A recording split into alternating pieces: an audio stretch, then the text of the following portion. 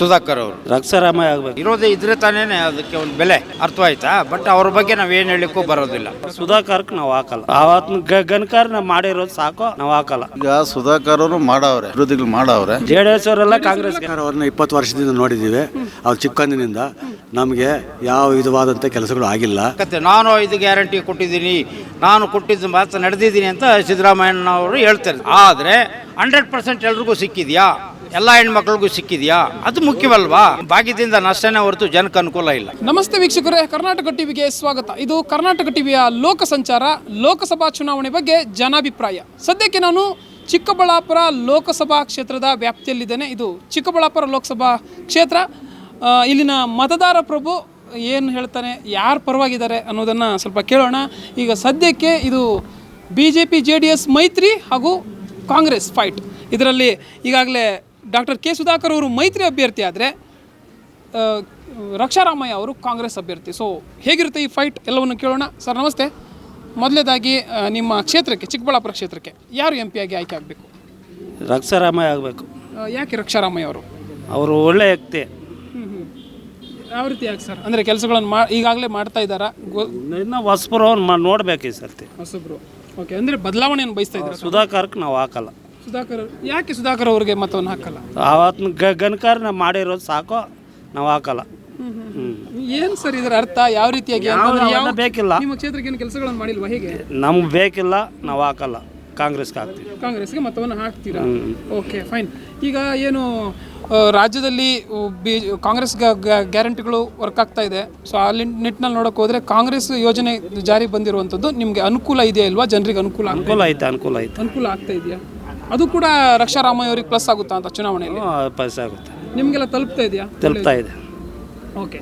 So ಈಗ BJP ಮತ್ತು JDS ಮೈತ್ರಿ ಆಗಿದೆ. ಇದು ಎಷ್ಟು ಓಕೆ, ಕಾಂಗ್ರೆಸ್ಗೆ ಹೋಗ್ತಾ ಇದೀವಿ. ಬಚ್ಚಗೌಡನ ಜೊತೆಲೇ ಕಾಂಗ್ರೆಸ್ಗೆ ಹೋಗಿದ್ದೀವಿ. ಹೌದಾ? ಓಕೆ. ಈಗ BJP ಮತ್ತು JDS ಮೈತ್ರಿ ಎಷ್ಟರ ಮಟ್ಟಿಗೆ ಏನು ಒಂದು ಸಂಕಷ್ಟ ತರ್ಬೋದು ರಕ್ಷಾರಾಮಯ್ಯ ಅವರು? ಇಲ್ಲ, ಎಲ್ಲ ಕಾಂಗ್ರೆಸ್ಗೆ. JDS ಅವರೆಲ್ಲ ಕಾಂಗ್ರೆಸ್ ಅವರೆಲ್ಲ JDS ಅವರೆಲ್ಲ ಕಾಂಗ್ರೆಸ್ಗೆ. ಓಕೆ. ಸೊ ಏನು ಈಗ BN ಬಚ್ಚೇಗೌಡರು ಇದ್ದರು ಸಂಸದರು, ಅವರು ಕೆಲಸಗಳನ್ನು ಮಾಡಿದ್ದಾರೆ ಕ್ಷೇತ್ರಕ್ಕೆ? ಮಾಡಿದ್ದಾರೆ. ಓಕೆ.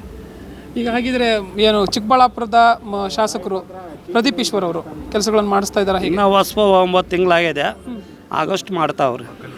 ಆದಷ್ಟು ಮಾಡ್ತಾ ಇದ್ದಾರೆ. ಓಕೆ. ಓವರಾಲ್ ಏನು BJP ಮತ್ತು JDS ಮೈತ್ರಿ ಇದೆ, ಆದರೂ ಕೂಡ ಕಾಂಗ್ರೆಸ್ ಅಭ್ಯರ್ಥಿ ರಕ್ಷಾರಾಮಯ್ಯ ಅವರು ಗೆಲ್ತಾರೆ ಅಂತ ಹೇಳ್ತಾ ಇದ್ದೀರಾ. ಈ ಗೆಲುವಿಗೆ ಏನು ಅವರ ಅಂದರೆ ಈಗ ಇಷ್ಟು ದಿನದ ಒಂದು ಏನು ಕೆಲಸ ಕಾರ್ಯಗಳಿದೆ ಅದನ್ನು ಹೊರತುಪಡಿಸಿ ಕಾಂಗ್ರೆಸ್ನ ಒಂದು ಚಿಹ್ನೆಯ ಒಂದು ಪ್ರಾಬಲ್ಯ ಏನಿದೆ, ಇದು ಎರಡರಲ್ಲಿ ಯಾವುದು ಅತಿಯಾಗಿ ವರ್ಕ್ ಆಗುತ್ತೆ ಅಂತ ಅನ್ಸುತ್ತೆ ನಿಮಗೆ? ಕಾಂಗ್ರೆಸ್ ಆಗುತ್ತೆ. ಕಾಂಗ್ರೆಸ್ನ. Okay fine sir, thank you. Sir ನಮಸ್ತೆ. ನಿಮ್ಮ ಪ್ರಕಾರ ಯಾರು MP ಆಗಬೇಕು ನಿಮ್ಮ ಚಿಕ್ಕಬಳ್ಳಾಪುರ ಕ್ಷೇತ್ರಕ್ಕೆ? ರಕ್ಷಾರಾಮಯ್ಯ MP ಆಗಬೇಕು. ಯಾಕೆ ಸರ್ ರಕ್ಷಾರಾಮಯ್ಯ ಅವರು? ಅವರು ಹೊಸದಾಗಿ ಬಂದಿದ್ದಾರೆ, ಅವರು ಮನೆತನ ಒಳ್ಳೆಯದು ಅಂತ ಹೇಳ್ತಾ ಇದ್ದಾರೆ. ಅದಕ್ಕೋಸ್ಕರ ನಾವು ಎಲ್ಲ ಕಾಂಗ್ರೆಸ್ಗೆ ಮಾಡಬೇಕು ಅಂತ ತೀರ್ಮಾನ ಮಾಡ್ಕೊಂಡಿದ್ದೀವಿ.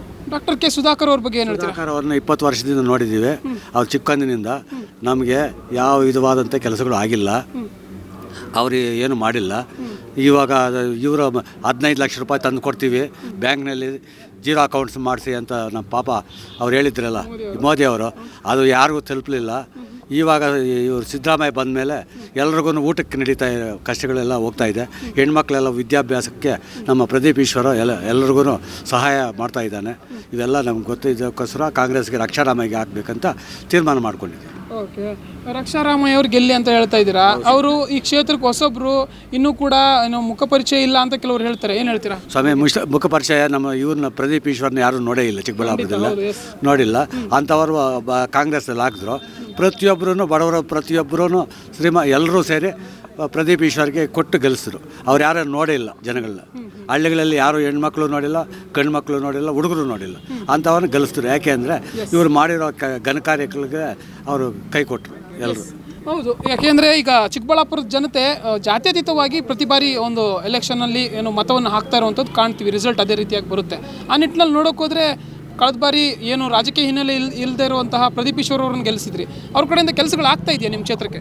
ಎಲ್ಲ ಹುಡುಗರಿಗೆ ಶಾಲೆ ಮಕ್ಕಳಿಗೆ ಎಲ್ರಿಗೂ 2,000 1,000 ಕೊಡ್ತಾ ಇದ್ದಾರೆ. ಬಟ್ಟೆಗಳು ಎಲ್ಲರಿಗೂ ಕೊಟ್ಟಿದ್ದಾರೆ. ಅಂಗನವಾಡಿ ಸ್ಕೂಲ್ಗಳೆಲ್ಲ ಮಕ್ಕಳಿಗೆಲ್ಲ ಬಟ್ಟೆಗಳು ಕೊಡ್ತಾ ಇದ್ದಾರೆ. ಅವರು ಹಾಸ್ಪಿಟ್ಲಿಗೆ ಯಾಕಂದರೆ ಆ್ಯಂಬುಲೆನ್ಸ್ಗೆ ಫೋನ್ ಮಾಡಿದ್ರೆ 5 ನಿಮಿಷಕ್ಕೆ ಬಂದು ಕರ್ಕೊಂಡೋಗಿ ಬೆಂಗಳೂರು ಎಲ್ಲ ಅಡ್ಮಿಟ್ ಮಾಡ್ತಾ ಇದ್ದಾರೆ. ಇವೆಲ್ಲ ಸಹಾಯ ಮಾಡ್ತಾ ಇದ್ದಾರೆ. ಅದಕ್ಕೋಸ್ಕರ ಅವರು ಬರ್ದಿದ್ರು ಅವ್ರಿಗೆ ಓಟ್ ಹಾಕಬೇಕು ಅಂತ ನಾವು ಕಾಂಗ್ರೆಸ್ಗೆ ತೀರ್ಮಾನ ಮಾಡಿದ್ವಿ. ಓಕೆ, ಏನು ರಾಜ್ಯದಲ್ಲಿ BJP ಮತ್ತು JDS ಮೈತ್ರಿ ಆಗಿದೆ, ಇದು ಎಲ್ಲೋ ಒಂದು ಕಡೆ ಕಾಂಗ್ರೆಸ್ ಅಭ್ಯರ್ಥಿ ರಕ್ಷಾರಾಮಯ್ಯ ಅವ್ರಿಗೆ ಹಿನ್ನಡೆ ಆಗುತ್ತೆ ಅಂತ ಅನ್ಸಲ್ವಾ? ಇಲ್ಲ ಸರ್, ಆಗೋದಿಲ್ಲ. ಯಾಕೆಂದರೆ ಇವಾಗ BJP JDSನವರು ಯಾವಾಗ ಕಾಂಗ್ರೆಸ್ನವ್ರಿಗೆ BJPನವ್ರಿಗೆ ಮರ್ಜಿ ಆದ್ರೋ ಅದಕ್ಕೋಸ್ಕರ JDSನಲ್ಲಿ ಇರೋರೆಲ್ಲ ಕಾಂಗ್ರೆಸ್ಗೆ ಹೋಗೋಣ ಅಂತ ಎಲ್ಲರೂ ಸ್ವಲ್ಪ ಕೆಳಮಟ್ಟದವರೆಲ್ಲ JDS ಬಿಟ್ಟು ಎಲ್ಲ ಕಾಂಗ್ರೆಸ್ ಬರ್ತಾ ಇದ್ದಾರೆ. ಯಾಕಾಗಿ ಸರ್ ಆ ರೀತಿಯಾದಂಥ ನಿಲುವು? ಅಂದರೆ JDS ಅನ್ನು ತೊರೆದು BJP ಹೋಗೋಕ್ಕೆ ಯಾಕೆ ಇಷ್ಟ ಇಲ್ಲ ಅವರಿಗೆ, ಕಾಂಗ್ರೆಸ್ಗೆ ಏನಕ್ಕೆ ಬರ್ತಾ ಇರೋದು ನಿಮ್ಮ ಪ್ರಕಾರ ಹೇಳೋದಾದ್ರೆ? JDSನಲ್ಲಿ ನಮ್ಮ ಇವರು ಕುಮಾರಸ್ವಾಮಿ ಇದ್ದರು ಇಷ್ಟು ದಿವಸರು. ಇವಾಗ ಅವರು ಏನೇಂದರೆ ಅವ್ರನ್ನಲ್ಲಿ ಮರ್ಜಿ ಅದಕ್ಕೋಸ್ಕರ ಅವ್ರ ಜೊತೆಯಲ್ಲಿ ಹೋಗೋದು ಬೇಡ, ಕಾಂಗ್ರೆಸ್ಗೆ ಹೋಗೋಣ, ಯಾಕೆ ಅವ್ರ ಜೊತೆಯಲ್ಲಿ ಹೋಗಬಾರ್ದು ಅಂತ ಎಲ್ಲ JDS. ಯಾಕಾಗಿ ಅಂತ BJP ಯಾಕೆ ಬೇಡ, ಕಾಂಗ್ರೆಸ್ ಬೆಟರ್ ಅಂತ ಹೇಗೆ ಅನಿಸ್ತಿದೆ? ಯಾಕೆಂದರೆ ಅವರು ಜನಗಳು ಏನಂತ ಇದ್ದಾರೆ ಅಂದರೆ ಜನಗಳಿಗೆ ಒಂದು ಉತ್ಸಾಹ ಇಲ್ಲ ಅವ್ರ ಮೇಲೆ. ಯಾವಾಗ ಉತ್ಸಾಹ ಇಲ್ಲ ಅದಕ್ಕೋಸ್ಕರ ಎಲ್ಲ ಇದ್ರಿಗೆ ಸೇರಿದ್ದಾರೆ. ಅಲ್ಲ, ಈ JDSನದ್ದು ಜಾತ್ಯತೀತ ಇದಾಗಿತ್ತು, ಏನಂದರೆ ಅವರ ನೀತಿ ಜಾತ್ಯತೀತವಾಗಿತ್ತು. ಸೊ ಅದನ್ನೆಲ್ಲೋ ಒಂದು ಕಡೆ ಮುರಿಬೇಕಾಗುತ್ತೆ ಅನ್ನೋ ಒಂದು ಲೆಕ್ಕಾಚಾರದಲ್ಲಿ ಏನಾದರೂ ಇದ್ದಾರೆ? ಇಲ್ಲ, ಅದೆಲ್ಲ ಸುಳ್ಳು. ಆ ಲೆಕ್ಕಾಚಾರದಲ್ಲಿ ಏನಾದರೂ ಕಾಂಗ್ರೆಸ್ ಅನ್ನು ಸೇರ್ಪಡೆ ಆಗ್ತಿರೋದಾ, BJP ಸೇರೋಕ್ಕೆ ಸ್ವಲ್ಪ ಹಿಂದೇಟ್ ಆಗ್ತಿರೋದು? BJP ಸೋಲ್ಸ್ಬೇಕಂತ ಅವರೆಲ್ಲ ಬಂದು ಕಾಂಗ್ರೆಸ್ಗೆ ಸೇರ್ತಾ ಇರೋದು. Okay, fine. ಇನ್ನು ಸಂಸದರು ಕೇಂದ್ರ ಸರ್ಕಾರದ ಕಳೆದ ಬಾರಿ ಎಲೆಕ್ಟ್ ಆದಂಥವ್ರು BN ಬಚ್ಚೇಗೌಡರು ಕೆಲಸಗಳನ್ನು ಮಾಡಿಸಿದ್ರೆ ಈ ಕ್ಷೇತ್ರದ ಪರವಾಗಿ? ಇವಾಗ ದಿಬ್ಬನ ಹಾಸ್ಪಿಟ್ಲಲ್ಲಿ 10 ಕೋಟಿ ರೂಪಾಯಿ ಒಂದು ಹಾಸ್ಪಿಟ್ಲ್ ಮಾಡಿಸಿದ್ದಾರೆ. ಗ್ರಂಥ ಈ ನಮ್ಮೂರ ಸ್ವಲ್ಪ ಕೆಲಸಗಳು ಮಾಡಿಸವನೆ, ನಾವಿಲ್ಲ ಅಂತ ಹೇಳಲಿಲ್ಲ. ಓಕೆ, ಸರಿ. ಹಾಗಿದ್ರೆ ಏನು ಈ ಕಾಂಗ್ರೆಸ್ ಗ್ಯಾರಂಟಿಗಳು ಏನಿದೆ ಅದೆಲ್ಲ ರಕ್ಷಾರಾಮಯ್ಯ ಅವ್ರಿಗೆ ತಲುಪ್ತಾ ಇದೆಯಾ? ಅದು ರಕ್ಷಾರಾಮಯ್ಯ ಅವ್ರಿಗೆ ಎಷ್ಟು ಮಟ್ಟಿಗೆ ಪ್ಲಸ್ ಆಗ್ಬೋದು? ಅವರಿಗೆ 60% 70% ರೀಚ್ ಆಗ್ತದೆ ಸರ್. ನಮಸ್ತೆ, ನಿಮ್ಮ ಚಿಕ್ಕಬಳ್ಳಾಪುರದ MP ಯಾರಾಗಬೇಕು? ಈಗ JDS BJP ಮೈತ್ರಿ ಆಗಿದ್ದಾರೆ. ಅದರಲ್ಲಿ ಇವರು ರಕ್ಷಾರಾಮಯ್ಯ ಅವರು ಪಾಪ ಅವರು 5 ಗ್ಯಾರಂಟಿ ಕೊಟ್ಟು ಅದನ್ನು ಪಾಲನೆ ಮಾಡ್ತಾವ್ರೆ, ಇದನ್ನು ಇದು ಮಾಡ್ತಾವ್ರೆ. ಯಾರು ಆಗ್ತಾರೆ ಅನ್ನೋದು ಕಾದು ನೋಡ್ಬೇಕು ಅದನ್ನು. ಅಲ್ಲ, ಫೈಟ್ ಐತೆ, ಇಬ್ರಿಗಿಬ್ರು ಕಾದು ನೋಡ್ಬೇಕು ಅದನ್ನ ಅಷ್ಟೇ. ಅಲ್ಲ, ನಿಮ್ಗೆ ಯಾರಾಗಬೇಕು ಅಂತ ಅನ್ಸುತ್ತೆ? ಯಾರಾದರೂ ಉತ್ತಮ ಅಂತ? ಈಗ ಸುಧಾಕರ್ ಅವರು ಮಾಡವ್ರೆ, ಅಭಿವೃದ್ಧಿಗಳು ಮಾಡವ್ರೆ. ಇವರು ಈಗ 5 ಗ್ಯಾರಂಟಿಗಳು ಅವ್ರೂ ಮಾಡವ್ರೆ, ಕಾದು ನೋಡ್ಬೇಕು ಸರ್ ಅವೆಲ್ಲ. ಓಕೆ, ಈಗ ರಕ್ಷಾರಾಮಯ್ಯ ಅವರು ಅವ್ರ ಬಗ್ಗೆ ಹೇಳೋದಾದರೆ, ಅಂದರೆ ಹೊಸ ಅಭ್ಯರ್ಥಿ ಅಂತ ಹೇಳ್ತಾ ಇದ್ದಾರೆ. ಆ್ಯಕ್ಚುಲಿ ಹೊಸ ಅಭ್ಯರ್ಥಿ ಕೂಡ, ಬಟ್ ಕ್ಷೇತ್ರಕ್ಕೆ ಎಷ್ಟು ಮಟ್ಟಿಗೆ ಪರಿಚಯ ಇದ್ದಾರೆ, ಏನು ಕತೆ? ಅಲ್ಲ, ರಕ್ಷಾರಾಮಯ್ಯ ಮಾಡಿರೋದನ್ನು ಇವಾಗ 5 ಗ್ಯಾರಂಟಿಯಲ್ಲಿ ಇದರಲ್ಲಿ ಸುಧಾಕರ್ ಇದು ಮಾಡಿರೋದಕ್ಕೋಸ್ಕರ ಅವರು ಫೈಟ್ ಮಾಡ್ತಾವ್ರೆ. ಇದರಲ್ಲಿ KB ಬಚ್ಚೇಗೌಡರು ಮೊನ್ನೆ ಸೇರ್ಪಡೆ ಹಾಕಿದ್ದಾರೆ. ಅದರಲ್ಲಿ ಜಾಸ್ತಿ ಇದು ಆಗ್ಬೋದು, ಯಾರಿಗೆ? ರಕ್ಷಾರಾಮಯ್ಯ ಅವ್ರಿಗೆ ಅದರಲ್ಲಿ ಗೆಲ್ಲಬಹುದು. ಓಕೆ, ಇನ್ನು ಕಳೆದ ಬಾರಿ ಏನು ಡಾಕ್ಟರ್ K ಸುಧಾಕರ್ ಅವರು ಕೆಲಸಗಳನ್ನು ಮಾಡಿಸಿದ್ರ ಇಲ್ಲಿ? ಆದರೆ ಏನಂದರೆ ಕಳೆದ ವಿಧಾನಸಭಾ ಚುನಾವಣೆಯಲ್ಲಿ ಸೋಲ್ತಾರೆ ಪ್ರದೀಪ್ ಈಶ್ವರ್ ವಿರುದ್ಧವಾಗಿ. ಯಾಕೆ ಅವ್ರು ಕೆಲಸಗಳನ್ನು ಮಾಡಿಸಿರ್ಲಿಲ್ವಾ? ಕೆಲಸ ಅಭಿವೃದ್ಧಿಗಳು ಮಾಡವ್ರಿಲ್ಲ ಅಂತ ಯಾರೂ ಹೇಳಿಲ್ಲ, ಕೆಲಸ ಮಾಡವ್ರೆ. ಅದರಲ್ಲಿ ನೋಡು ಆಟೋಮೆಟಾಗಿ ಇವರು ಪ್ರದೀಪ್ ಈಶ್ವರ್ ಅವರು ಮಾಡಿರೋ ಇದರಲ್ಲಿ ಅವರು ಕಾಂಗ್ರೆಸ್ ಅವರು ಮಾಡಿದ್ರೆ ಆಟೋಮೆಟಿಕ್ ಗೆದ್ದು ಹೋದರು. ಯಾರು? ಜನಸಾಮಾನ್ಯರಿಗೆ ಸಿಗಲ್ಲ ಗೆಲುವಿನ ಬಳಿಕ ಇವರು ಡಾಕ್ಟರ್ K ಸುಧಾಕರ್ ಅವರು ಅಂತ ಹೇಳ್ತಾರೆ. ನಿಜನಾ ಅದು? ಗೆದ್ದಾದ್ಮೇಲೆ ಸಿಗಲ್ಲ ಸಾಮಾನ್ಯರಿಗೆ ಅಂತ? ಅದು ನಾವು ಹೇಳೋಕ್ಕಾಗಲ್ಲ ಸರ್. ಅಲ್ಲ, ಇಲ್ಲ ಅದು ನಾವೇನು ಹೇಳೋಕ್ಕಾಗಲ್ಲ ಅದು. Okay, fine. ಈಗ ಏನು ಕಾಂಗ್ರೆಸ್ ಕರ್ನಾಟಕ ರಾಜ್ಯದಲ್ಲಿರುವಂಥದ್ದು ಕಾಂಗ್ರೆಸ್ ಸರ್ಕಾರ. ಸೊ ಆ ನಿಟ್ಟಿನಲ್ಲಿ ನೋಡೋಕೋದ್ರೆ ಅವ್ರ ಕೆಲಸಗಳು ನಿಮ್ಗೆ ಎಷ್ಟು ಮಟ್ಟಿಗೆ ತೃಪ್ತಿ ತಂದಿದೆ? ಅಲ್ಲ, ತಲುಪ್ತಾ ಇತ್ತಲ್ಲ, ಇವಾಗ ತಲುಪ್ತಾ ಇದೆ. ಇವಾಗ 5 ಗ್ಯಾರಂಟಿ ಕೊಟ್ಟವ್ರು ಅದನ್ನು ಎಲ್ರಿಗೂ ಜನರಿಗೂ ಪ್ರತಿಯೊಬ್ಬರು ಲೇಡೀಸ್ಗೂ ಅಕ್ಕಿ ಎಲ್ಲ ಕೊಡ್ತಾನೆ ಇದ್ದಾರಲ್ಲ. ಅದು ಜನ ತೀರ್ಮಾನ ಮಾಡ್ತಾರೆ, ಯಾವ್ರಿಗೆ ಏನು ಮಾಡಿದ್ರೆ ತೀರ್ಮಾನ ಮಾಡ್ತಾರೆ ಜನ ಅಂತ. ಸೊ ರಕ್ಷಾರಾಮಯ್ಯ ಅವರಿಗೆ ಎಷ್ಟು ಮಟ್ಟಿಗೆ ಪ್ಲಸ್ ಆಗ್ಬೋದು ಇದು ಲೋಕಸಭಾ ಚುನಾವಣೆಯಲ್ಲಿ? ಅದೇ ಹೇಳ್ಬೇಕು ಸರ್, ಕಾದು ನೋಡ್ಬೇಕು ಅಂತ. ಅದೇ ನಾನು ಹೇಳೋದು. ಅಲ್ಲ, ಈಗ ಅದೇ ನಮ್ಮ ಇವ್ರು ಯಾರಪ್ಪ ನಮ್ಮ JDS ಅಲ್ಲಿ ಇದು ಹೋಗಿದ್ರು, KB ಬಚ್ಚೇಗೌಡ ಹೊರಗಿದಾರಲ್ಲ, ಅದ್ರ ಮೇಲೆ ಸ್ವಲ್ಪ ಜಾಸ್ತಿ ಇದು ಮಾಡ್ಬೋದು ಅಂತ ನಾನು ಹೇಳ್ತೇನೆ. ಅಂದರೆ BN ಬಚ್ಚೇಗೌಡರು ಸಂಸದರಾಗಿ ಕೆಲಸಗಳನ್ನು ಮಾಡಿದ್ರೆ ನಿಮ್ಮ ಕ್ಷೇತ್ರಕ್ಕೆ ಗೆದ್ದು ಹೋಗಿದ್ದು ಅಷ್ಟೇ. ಇಲ್ಲ, ಆಮೇಲೆ ಕಾಣಿಸ್ಕೊಂಡಿಲ್ಲ ಬಿಡು. ಯಾರು BN ಬಚ್ಚೇಗೌಡ ಕಾಣಿಸ್ಕೊಂಡಿಲ್ಲ.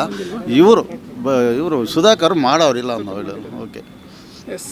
ಈಗ ಫೈನಲಿ ನಿಮ್ಮ ಪ್ರಕಾರ ಈ BJP ಮತ್ತು JDS ಮೈತ್ರಿ ಇದೆಯಲ್ವಾ, ಇದು ಎಷ್ಟರ ಮಟ್ಟಿಗೆ ವರ್ಕ್ ಆಗುತ್ತೆ ಅಂತ ಅನಿಸುತ್ತೆ? ಅದೇ ಸರ್, ವರ್ಕ್ ಆಗೋದೇನಿದೆ ನಾನು ಹೇಳ್ತಾರೆ. ಇಬ್ಬರಿಗಿಬ್ಬರು ಫೈಟ್ ಆಗಿದ್ರೆ ನಮ್ಮ ಬಚ್ಚೇಗೌಡರು ಯಾರು KB ಬಚ್ಚೇಗೌಡರು ಮಾಡೋದಕ್ಕೋಸ್ಕರ ಇವರು ರಕ್ಷಾರಾಮಯ್ಯ ಮುಂದೆ ಹೋಗ್ಬೋದು. ಸರ್ ನಮಸ್ತೆ. ಮೊದಲನೇದಾಗಿ ಚಿಕ್ಕಬಳ್ಳಾಪುರಕ್ಕೆ ಯಾರು MP ಆಗಬೇಕು? ಸುಧಾಕರ್ ಅವರು. ಯಾಕೆ ಸುಧಾಕರ್ ಅವರು? ಸುಧಾಕರ್ ಅವರು ಹಿಂದೆ ಅವರು MLA ಆಗಿದ್ದಂತಾಗ ಸಾಕಷ್ಟು ಕೆಲಸ ಕಾರ್ಯಗಳು ಮಾಡಿದ್ದಾರೆ. ಮೆಡಿಕಲ್ ಕಾಲೇಜ್ ತಂದಿದ್ದಾರೆ. ಆಮೇಲೆ ನೀರು ತಂದಿದ್ದಾರೆ. ಯಾವುದು KC ವ್ಯಾಲ್ಯೂ ನೀರು ತಂದಿದ್ದಾರೆ. ರೈತರಿಗೆ ಅದರಿಂದ ತುಂಬ ಅನುಕೂಲ ಆಗಿದೆ.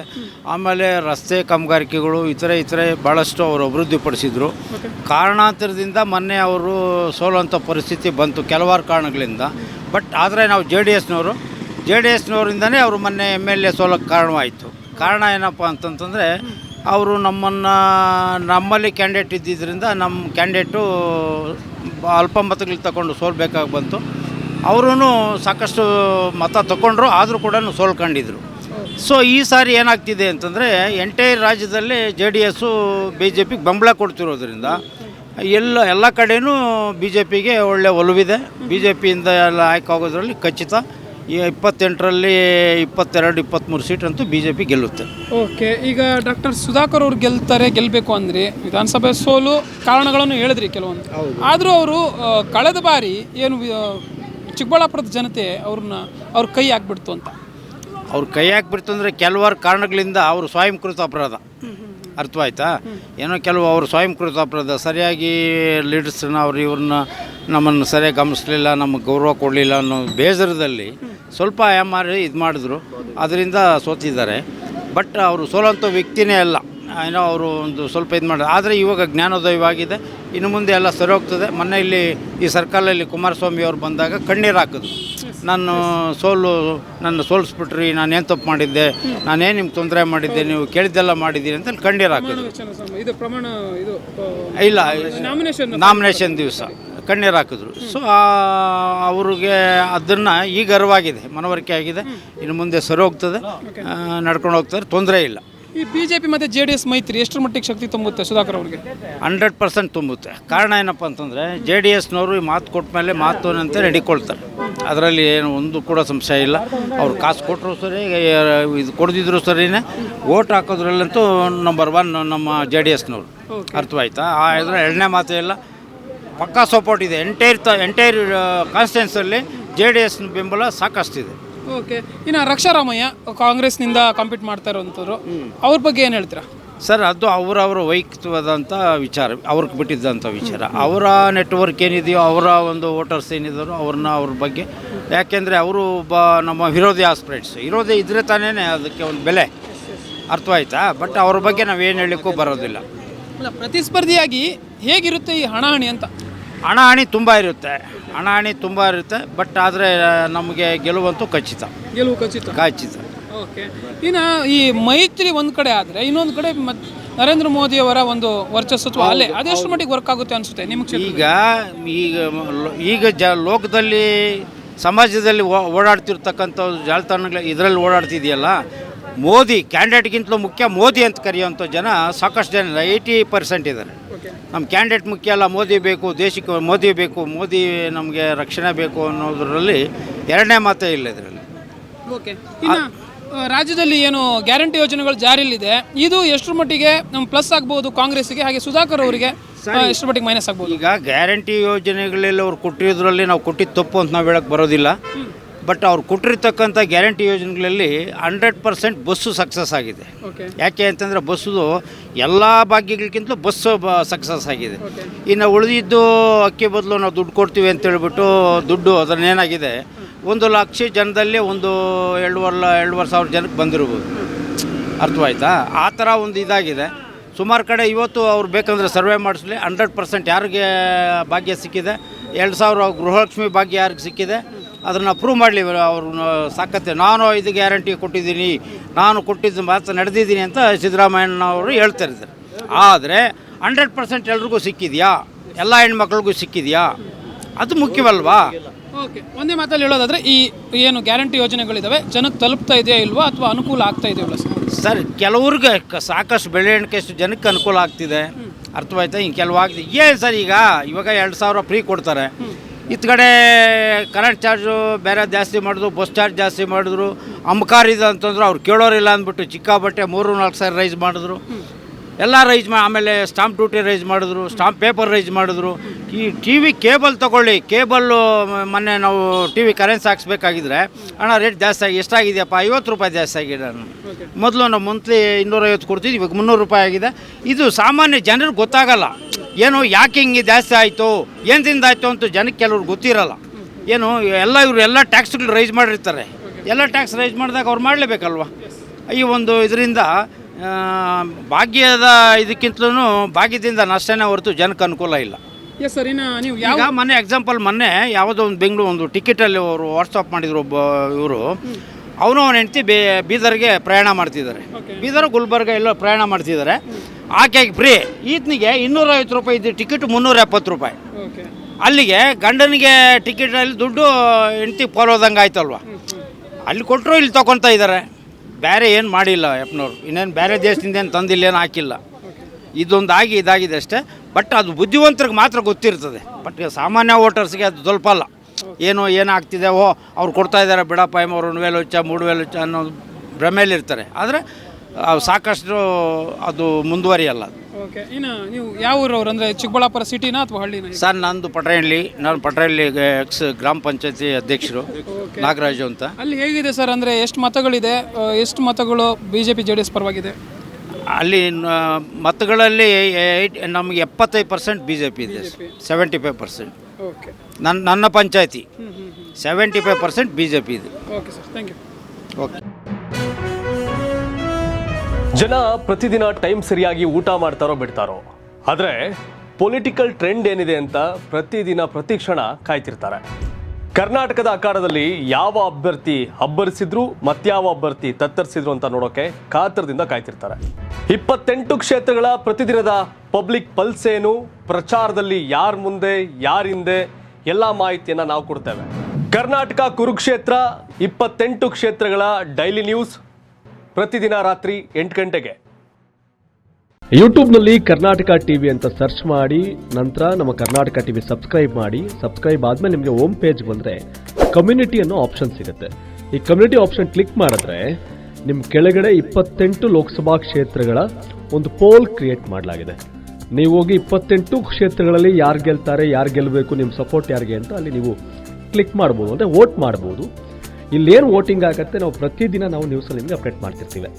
ಇದು ಮತದಾನದ ದಿನದವರೆಗೂ ಕೂಡ ಈ ಪೋಲಿಂಗ್ ಓಪನ್ ಇರುತ್ತೆ.